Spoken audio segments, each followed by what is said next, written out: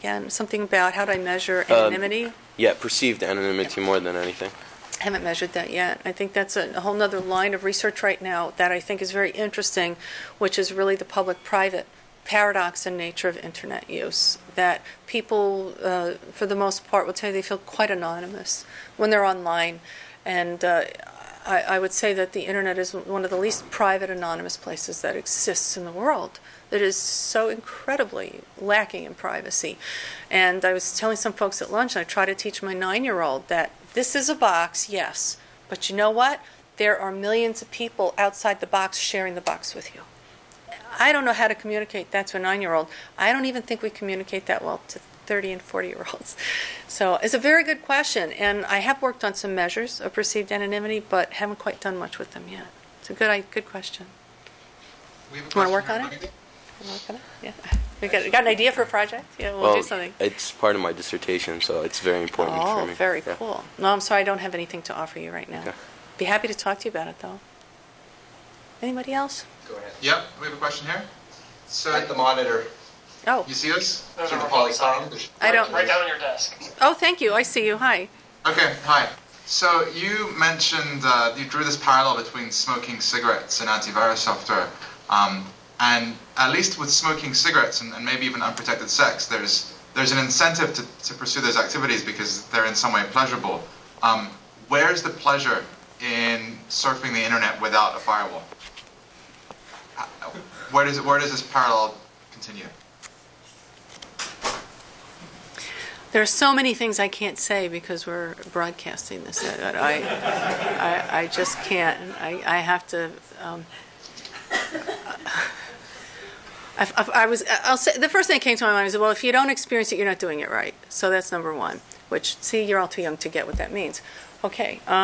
If you have to ask, you're not doing it right. Get it? But I'm bummed. Where's the pleasure in surfing without a firewall? Well, a firewall is just one instance of. How about spyware protection? How about blocking pop-ups? And the idea is that a lot of people will, their surfing slows down when you begin to use some of those protections. So that's part of it. The other thing is people don't want to take the time. You're not an average person, by God. You're just not. You're going to have to get out of that skin and say, what is somebody who doesn't even know what a firewall is? What are they thinking about? And if you want them to stop what they're doing and spend a few hours on a Sunday to set it up and figure it out, they ain't going to do it. So in that context, so if you use the firewall example, I would put it in that context, that you're asking somebody to go to their computer and not play with it. You're asking them to go to their computer and do something that's very trying and difficult that they don't understand. So that's the parallel. I have another question over here. I'm a little confused about, I understand you're trying to disincent people to somehow release their information, but yet, at the end of the day, the problem really seems ill-defined to me, because the concept of... Can I ask you to stop a minute, because I'm not hearing anything you're saying. I don't understand what you're saying. Speak up a little louder, maybe. I'll come closer to the mic. Thank you. The question is the well-definition, is the problem well-defined? You're trying to prevent people from releasing certain pieces of information and thus maintain their privacy. But at the end of the day, if you assume people could perfectly compute whether they should release information or not, there are times when they need to release information for legitimate reasons. Mm-hmm. I'm not suggesting they shouldn't. I'm not saying that people should stop sharing. What I'm saying is that people should have enough knowledge and ability so that they can make a choice. That's all. Informed decision making. But what I'm saying is, let's say they're perfectly informed. It still seems to me that the issue is that if there's amalgamation of data on the other end, you can't prevent... you can't be informed because you can't know how the amalgamations will possibly occur. Let's explore that last part. I think I know what you mean, but I'm not clear, and I need a little bit more from you on that. So you're saying that individuals don't understand databases and what they mean if information is collected from them? What are you suggesting? I'm not a computer geek. You got to tell me what you mean. Okay. My medical doctor needs to know my health records. Okay. Right? He cannot do his job, so I need to release that information to him. He Only if you choose to. Well, yeah, but the alternative is often death. Right? I think you're being very black and white in your thinking, which is why we have this problem. You need to listen up a bit. Okay, but it's not death. It's that maybe I won't be treated by that doctor and I'll find another one. So I'm sorry, but go just- ahead with your example. So I give him Okay. my information because I want to be treated. Go ahead. Right. So I have cancer. The oncologist needs to know what type of cancer, so he needs to see my MRI. All of that needs to be stored. Okay. Now, if there's nothing preventing that doctor from now taking that and sending it to 50 other companies, then even though I had to release that information to the doctor for being cured, then even innocuous data that I might release to other companies, that I can be completely informed in thinking that if there's no such amalgamation, it's perfectly legitimate to release it. Yes. It now becomes dangerous. So Yes. it's really an issue of controlling the data once people who legitimately have a need to know it. And that's not a psychological issue, but Well, a legal I issue totally or a- disagree with you. I think that's another dimension of the problem. You're talking about the sharing now, but people can't share what they can't do. If you don't disclose, then it can't be shared. And I agree with you that teaching people about sharing and all those other issues becomes important too, and we're not talking about not teaching them that. So if I understand you right, so I disagree with you. I think that the approach that we're taking brings it back to the place where the person can have control. Now, if you say to me, I'm on the other end and somebody's, not telling me and they're doing it anyway, well, that's just wrong, and that's fraud, and that's a bad guy. And so what we want to do is help people to understand those situations, and in a way, I agree with you that those are things people don't understand.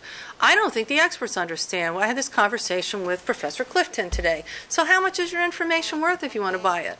If somebody wants to buy it from me, what do you want to pay me so that I can actually release it to you and not worry about it? Or the idea of, we do have now ways to de-identify large databases so that individuals can't be plucked out and you say, oh, this is Nora, she lives at this address and she's got this, she's going to have this surgery done, blah, blah. Well, we can de-identify it so that's not given away. But to be really tough about this, privacy means I have a choice that I don't have to give that away if I don't feel like it. That's not your business. And I think that has to be where we start. I still believe that. I'm not saying that people shouldn't give away anything, but what I'm saying is they should have the right to do that and then have choices. And to agree with you, we need to educate people about those databases. Now, I actually had this experience a few years back where somebody from some federal agency, probably NIH, was speaking to us about something. And he said that individual patients didn't have the right to privacy because there was a social contract between patients and the medical system, so that if medical researchers were ever to advance and do good in the world, then they had to have all that data, and patients did not have the right to say they don't want to participate. I was floored. I don't agree with that. So some of this, maybe, I don't know if we're disagreeing in principle or policy or values, but I do think that has to be part of the discussion. It's just not where my head's at this month. Does that answer your question? More than you wanted. Well, I guess I still I mean, the issue is I don't think even perfectly informed people that can sort of predict all consequences Absolutely not. Can actually insist that their data will remain private. But that doesn't mean I should throw the problem away. That's the baby out with the bathwater. Yep, people aren't perfect, they can't figure it out, but that doesn't mean I'm not going to try to help them. The Federal Trade Commission has a reasonable standard for consumer decision making. They say the reasonable consumer is a person who is informed and can make a good choice. If you don't assume that, you begin to lose a system that can protect the average individual. No, the average individual isn't so reasonable. No, the average individual doesn't have perfect knowledge. But right now, those are the standards that we go by for the goal or the ideals for trying to get people to protect themselves. If I don't, but this is what the implication of what you're saying is paternalism. The implication of what you're saying is if I assume people can't make the choices for themselves, then I'm going to come in and do it for them. So I'll pat them on the back, say, now, you're not reasonable. I'm going to take care of you. I'll tell you what you should do and what you shouldn't do. And that's something I can't do. And that's a values dilemma. It's a regulatory issue dilemma. So they're good questions. I just don't agree with you. So, yes, anyone else? I'm sorry, I can't see. I have a question. Can you hear me? Just about. Okay.